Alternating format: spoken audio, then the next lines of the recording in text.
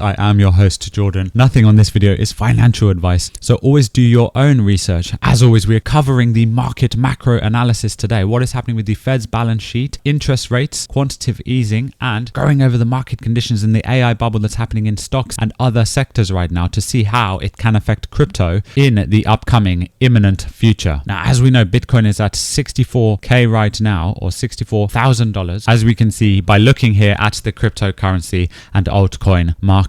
But even though fear and greed is low and down at 21 at the moment, if we look at the Fed's balance sheet, we can see something very suspicious happening. If we zoom out over time, when the balance sheet goes up, that is quantitative easing, which means that causes cryptocurrency bull markets. And when the chart is going down, that is quantitative tightening, which they have been promising they are doing right now. They are claiming they are still doing. However, if we look closely at the balance sheet, we were monitoring this and showing you this, and we alerted you about this from the very bottom, that this trend has changed before everybody is talking about it, guys, and that this could be the local new bottom here. Okay, just like if we zoom all the way out, just like this was the bottom, right? And then at the start of that was the COVID start of the COVID crisis, and that this was the bottom down here previously, and all of these previous lows caused the next bull market runs and cycles coming up, right? This is something important to keep your eye on. So if we zoom in here, they are claiming that they are letting the assets run off their balance sheet, but what is happening is we are now going up, guys. This is a long-term, multi-month now upwards trend right here, okay, for the Fed's balance sheet. So this means they are printing money, guys, and this week's reading, if we zoom right in, has now exploded again to the upside and gone back up to the high. So it is about to take out this level, as you can see here, right? So this is about to take out this level at 6.73 trillion, and the Fed's balance sheet is about to go over that. If the Fed's balance sheet goes over this up to 6.4 and 6.5 trillion, 6.74 and 6.75 respectively, then this, guys, could be heading towards all-time highs again, right? Which is all the way up at around 9 trillion over here for the Fed's balance sheet.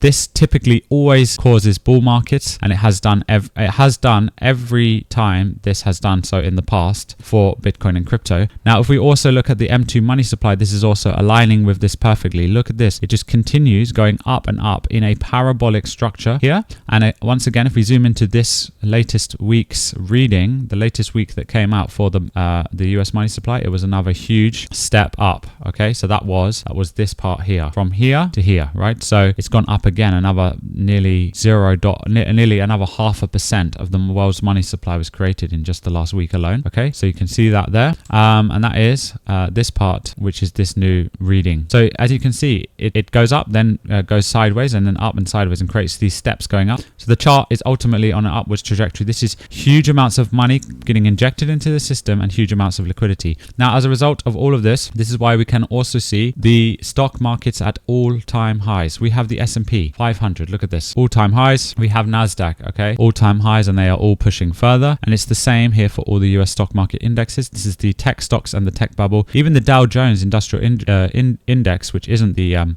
tech stocks, that's going up as well. And then the Russell 2000 has today, in fact, made a new all-time high, as you can see right here. So these are relentless. These are going to keep rising as long as this trend continues. Now, so even we saw gold and silver make all-time highs, of course, a few months back, right? So we know all about that. And then even the bond yields, the US bond yields are going up, right? This is the 10-year yield and the 30-year yield. So the only market that's technically lagging behind and not doing all of this, like if we look at Micron and all of these tech stocks, look at this. They're all parabolic charts. They all look like this, guys. Huge parabolic charts. Intel, AMD, okay, the computer chip stock. So as I said, the only market not doing this technically and that is behind is Bitcoin. The crypto market is doing the complete opposite. We've been in a downwards trend. Oops. So many of the experts in our industry are just simply saying it is now a matter of time based on macro analysis. Since we had our bull market top, it's only a matter of time before this bounces and then ends up going back up again, because this is the only market that isn't doing that. So it's very interesting to see why crypto is performing so badly. Now, we do have this support line going sideways as well right now, which we have now bounced off twice. So this, guys, has just formed a double bottom, so keep an eye on that as well. This doesn't mean it is the bottom, but if it crashes down here, we need to break break below this level, then we could see lower lows, and Bitcoin could go as low as 40,000 all the way down compared to previous bull markets. But if it does, end up trending up again, guys, this is simply a matter of time before the whole rest of the altcoin market follows. So we've been looking at the strongest performers in the altcoin market. So we have the weakest one, which is Ethereum. This is going... Many people say this is going to zero now and that Ethereum is permanently dead. And yes, in fact, the chart does confirm that this is the weakest performing asset. Solana, though, potentially is even weaker. Just look at this. Another new low. So Solana makes new lows regularly these days. So watch out for that. This is pretty dangerous falling knife here that could continue going lower. We have AVAX, minus 99% obliterated. Even ADA is minus 97%, minus 97% now, right? And then we have Dogecoin and all of the other blue chip assets getting obliterated. We showed you the strongest coins. We have TON, which bounced back recently out of nowhere, but now it's coming back down again. So TON is no longer even that strong anymore. But that was TON, as in Telegram's token. But we do have Tron, which is TRX, which is of course Justin Sun's token. Now this one looks very close to its all-time highs, so that one's good. And Hype is another strong one. This one made new all-time highs and continues going up. We did also have ZEC and the Hyperliquid top performing altcoins performing. So keep an eye on that. We'll be following the market sectors. We will be showing you any of these strong meme coins that are looking like they had a potential to have a comeback. Brett has been up recently, but it has been so far down. Let's take a look at Brett. This one might not come back, but it might have more of a potential to come back than other meme coins because it shows signs of life when there's a bottom and when there's a bounce. As you can see here, it recently made a new low, but bounced straight back into this range, into the sideways range, which is here. So it's back inside that range now, right? So it went down,